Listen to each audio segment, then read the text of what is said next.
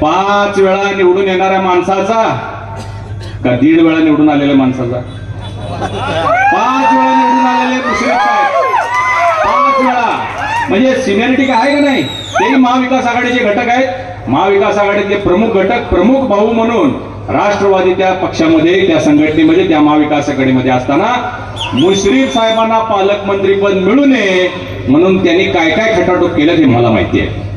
आणि मग त्यांना कुठलं बुलढाणा का कुठलं दिलं तिकडचं? कुठलं नगर, म्हणजे जायला 8 तास आणि याला 10 तास. आणि ते मात्र राज्यमंत्रीपद असून सुद्धा, मुश्रीफ साहेबांना कॅबिनेट पद असून सुद्धा मुश्रीफ साहेबांना नगरला जावं लागलं. आणि ते राज्यमंत्री असताना सुद्धा मुश्रीफ साहेबांच्या तोंडचा घास काढून ते कोल्हापूर जिल्ह्याचे पालकमंत्री झाले.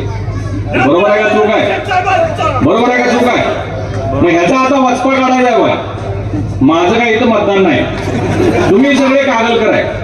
तुम्ही या गोष्टीचा वचपा काढायची चांगली संधी आहे, त्याला हिसका दाखवला पाहिजे. बंधू भगिनींनो, मी आपल्याला सांगितले ही निवडणूक देशाची आहे, राष्ट्राची आहे. या निवडणुकीमध्ये काँग्रेस विरुद्ध आपण मोदी सरकार, भाजपा सरकार